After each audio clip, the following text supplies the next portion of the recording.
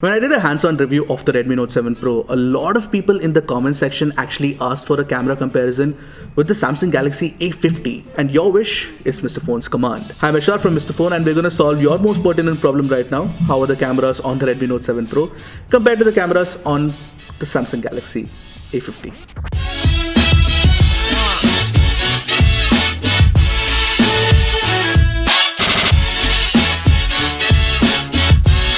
But before we move on, don't forget to hit that subscribe button and the bell icon right next to it to get notified whenever Mr. Phone puts out an awesome new tech video, which is almost every day nowadays. Let's start off by taking a look at the differences in the camera specs of these phones. You can pause here to see the differences in the specs, but I shall move on. This wide shot of landscape is a great example to see how the auto mode on both these phones perform. When you first look at the samples side by side, you will immediately see that the Redmi Note 7 Pro offers an incredible blue sky, which was actually how it looked. The Samsung has a washed out sky in comparison, which is probably because the metering is off, and it tends to capture brighter, slightly overexposed images as well. If you close in on the light green leaves in the dead center of the image, you will see that there is some highlight clipping happening at the top layer.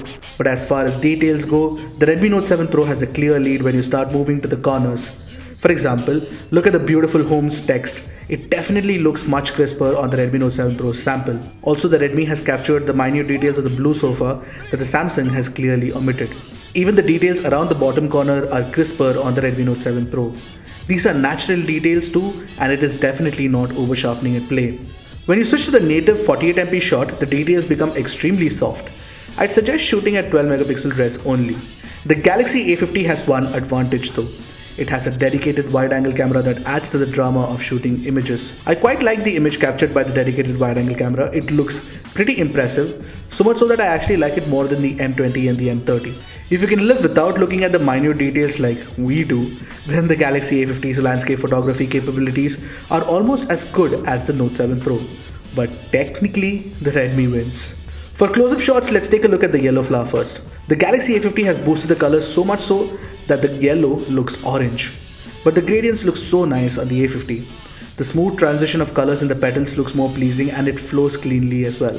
Also, the Redmi Note 7 Pro does an incredible job of bringing out the finer details from the dead center of the image. Having said that, the Redmi's image is not a very color accurate reproduction either. It tends to make very contrast heavy images that looks a lot like what the Pixel would do. Now moving to the next image of this pink flower, you will notice that the lighting is kinda harsh, and it actually was. Samsung does nothing to keep the exposure in check, and the shadows fall harshly on the leaves in the background. The Redmi Note 7 Pro on the other hand takes a warm image with a great dynamic range. There is no overexposure happening here.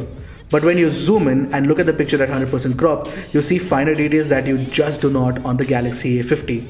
And those again are natural details, not unnecessary over sharpening. Evidently, the Redmi's 12 megapixel pixel bin shots just beats the pants off the A50 here. Another tiny problem that happens often is that the A50 tends to make images brighter and the metering is off. You can see that in the image here. If you don't touch the focus on the brightest point, you will invariably get an overexposed shot using the A50 in harsh lighting conditions. In fact, touching to focus to get the best exposure control is actually a prerequisite for most Samsung phones anyway. I don't have to say the Redmi Note 7 Pro captures better details than the Galaxy A50. But the A50's camera is not bad. It is just that I'd like for Samsung to fix the exposure control issues in a software update.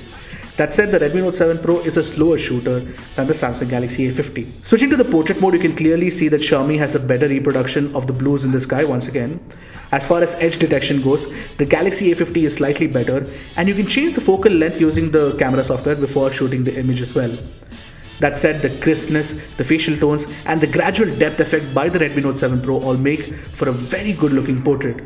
A lot of folks, including me, are going to gravitate towards the Redmi Note 7 Pro shot.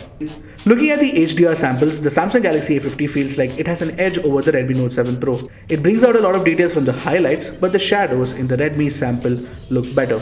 One look at the two 1080p videos side by side and you can clearly see that the Redmi Note 7 Pro offers incredible dynamic range.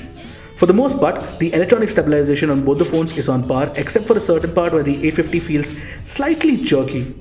The sound recording is also slightly better on the Redmi Note 7 Pro. So now I'm shooting a video using the Redmi Note 7 Pro and the Samsung Galaxy A50 in 1080p 30 fps. Yes, the Redmi Note 7 Pro can also do 4K.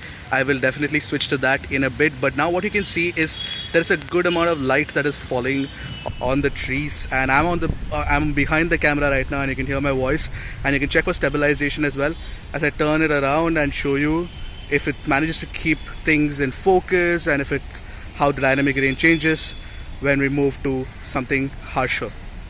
In fact, you can also switch on the 4K 30 fps video recording for even more details on the Redmi Note 7 Pro.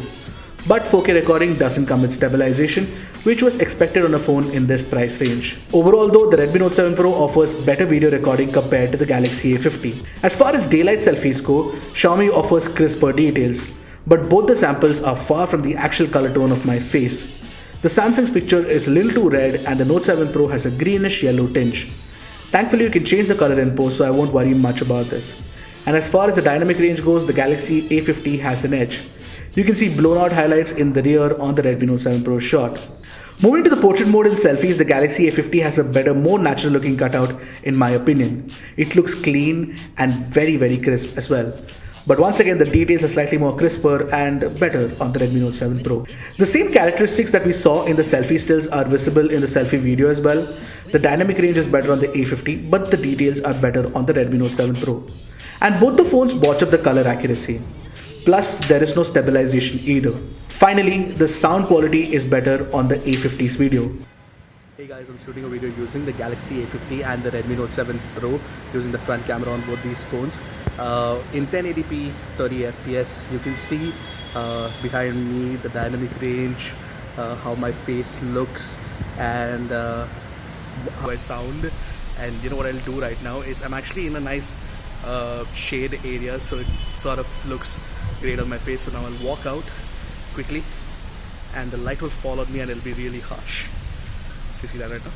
Alright. Overall, on a personal level, I would choose the A50 for videos from the front camera. Indoors, the situation remains the same, with Redmi Note 7 Pro exhibiting far more details compared to the Galaxy A50. And the color temperature is on point too. I have no complaints whatsoever. When it comes to indoor selfies, once again I prefer the Xiaomi shot to Galaxy A50. You can sort of sense a pattern here. There are very few scenarios where the A50 takes a lead over the Redmi Note 7 Pro actually. When the going gets dark, the Redmi Note 7 Pro's night mode becomes its savior. By default, the A50 can actually capture really good low light shots. And it is better than the Redmi's pictures without night mode. Just that the night mode captures way better pictures and rains on Samsung's parade entirely. The difference is night and day, literally and figuratively. Low light with flash performance is once again better on the Redmi Note 7 Pro. The LED flash is equally powerful on both the phones, but Redmi retrieves a lot of details and you could trust the picture to look good with flash on. However, when it comes to selfies in low lighting scenarios, the A50 trumps the Redmi Note 7 Pro. It just draws in so much more light. But the selfie flash performance, where both the phones light up the face by lighting up the display, is better on the Redmi Note 7 Pro. So at the end of this comparison, I can safely say that the Redmi Note 7 Pro definitely captures better looking pictures in most scenarios when compared to the Samsung Galaxy A50. But the Samsung Galaxy A50 is no slouch either. In fact, I really like the selfie performance, and the low light performance is not too bad either. If you do plan to pick up the Samsung Galaxy A50, I'm pretty sure that you'd be happy with the pictures that you take with the phone. Having said that, the Redmi Note 7 Pro on paper and with the pictures that we've captured technically offers more details and therefore is the better camera of the two. So that's it from me, Ershad from Mr. Phone, and I'll see you in the next one.